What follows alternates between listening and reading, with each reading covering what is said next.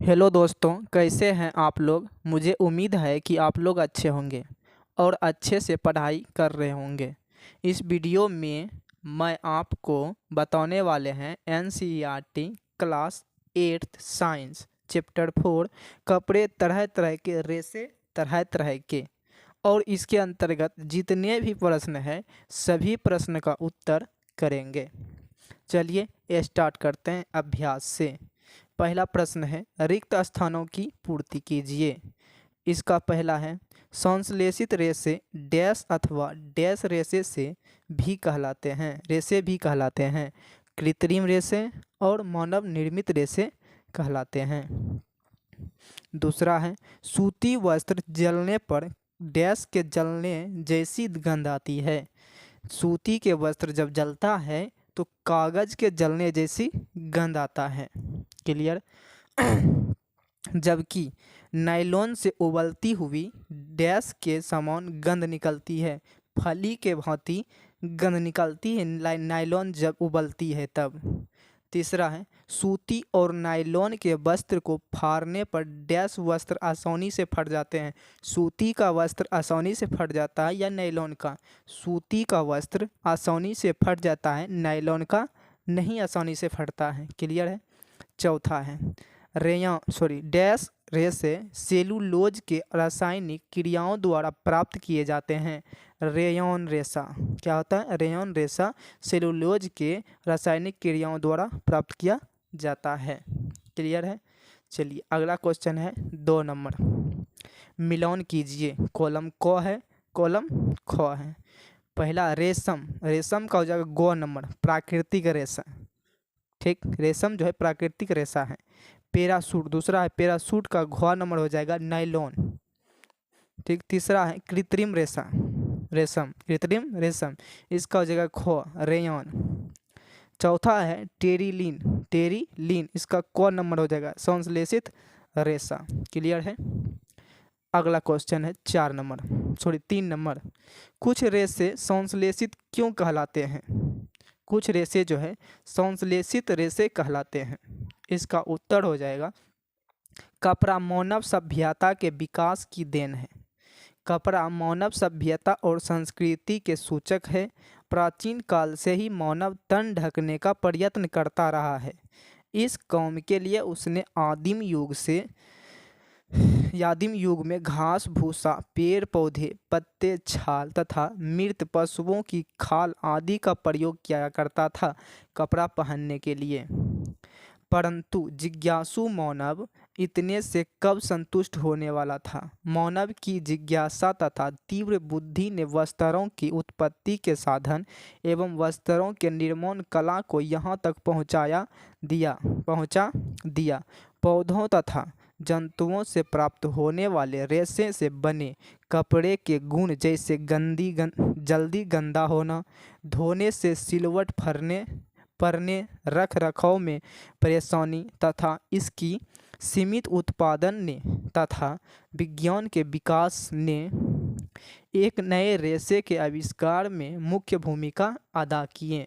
इसका आंसर और है आगे। आज रासायनिक संश्लेषण प्रक्रिया के द्वारा रेशों का निर्माण होने लगा है।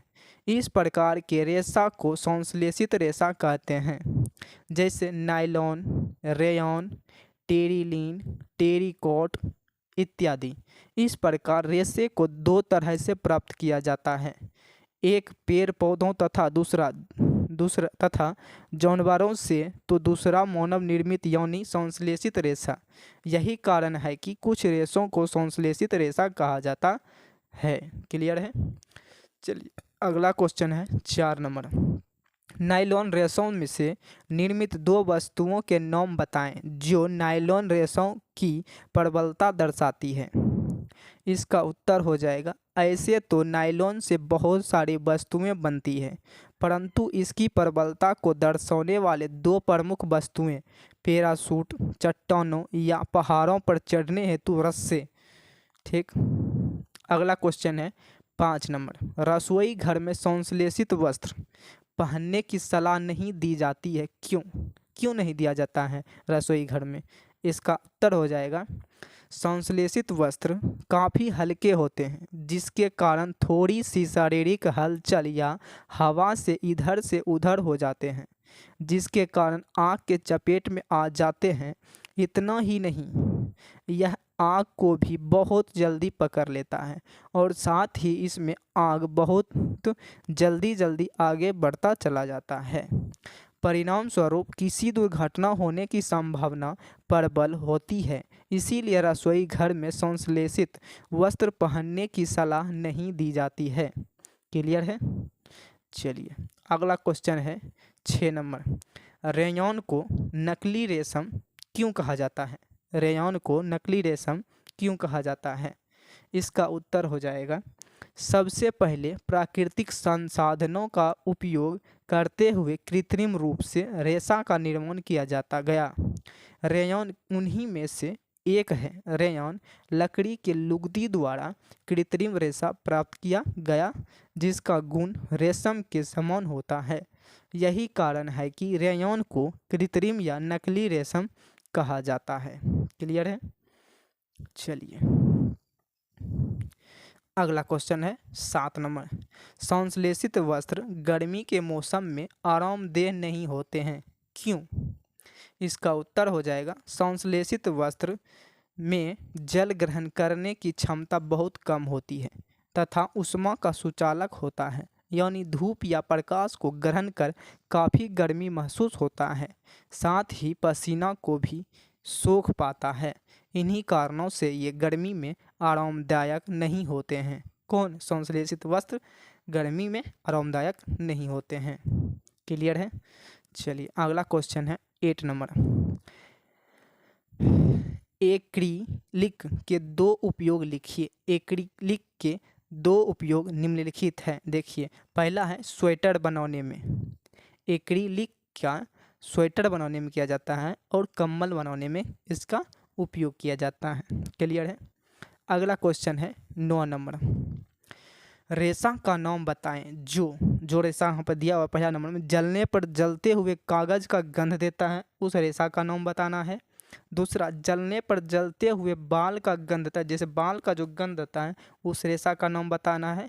तीसरा, जलने पर उबलती हुई फली का गंध देता है, उसका नाम बताना है।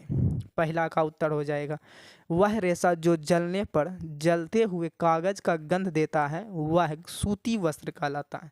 सूती कहलाता है। क्या कहलाता है? सूती कहलाता है। दूसरा, वह रेशा जो जलने पर जलते हुए बाल का गंध देता है वह रेशम कहलाता है। क्या कहलाता है? वह रेशम कहलाता है, जो बाल का गंध देता है। तीसरा है, वह रेशा जो जलने पर उबलती हुई फली का गंध देता हो वह नायलॉन कहलाता है। क्या कहलाता है? फली का जो गंध देता है उसको नायलॉन कहा जाता है। क्लियर है? चलिए अगला क्वेश्चन है 10 नंबर। संश्लेषित रेशों का औद्योगिक निर्माण वास्तव में वनों के संरक्षण में सहायक रहा है। टिप्पणी दीजिए। इसका क्या करना है? टिप्पणी देना है। क्लियर? इसका उत्तर हो जाएगा, प्राचीन काल से लेकर आधुनिक काल तक रेशों के निर्माण में पेड़ों का भरपूर उपयोग हुआ। आधुनिक काल में रेयॉन बनाने में लकड़ी का लुगदी का प्रयोग किया जाता रहा, परंतु रेयॉन के बाद नायलॉन, पॉलिस्टर, टेरिकॉट, एक्रिलिक में लकड़ी का उपयोग नहीं हुआ और आज संपूर्ण आवश्यकता की पूर्ति सिर्फ वस्त्र के रूप में ही नहीं बल्कि ज़रूरत की अन्य सामग्री जैसे कुर्सी, टेबल आदि भी कृत्रिम रेशों से बनाए जाने लगे। इस प्रकार संश्लेषित रेशों का औद्योगिक निर्माण वनों के संरक्षण में सहायक रहा। क्लियर है? ठीक। अगर आप लोग को हमारी वीडियो पसंद आए तो वीडियो को लाइक करके अपने दोस्तों के साथ शेयर कर दें। आज की क्लास यहीं तक, फिर मिलते हैं अगले क्लास में। तब तक के लिए धन्यवाद।